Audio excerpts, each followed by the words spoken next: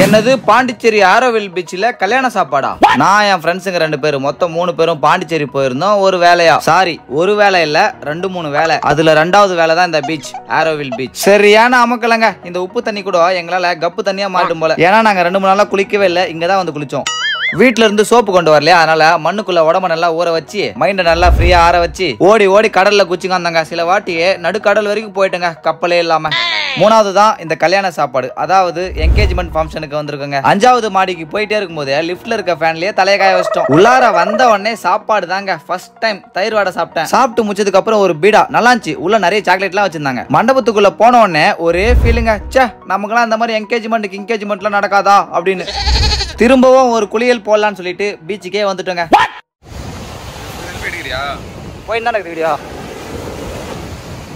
Hi guys, நான் தான் உங்கள் தேவா. சரி, இவன் தான் தேவா, இவன் காவா. நான் காவா, குவா, பிவா.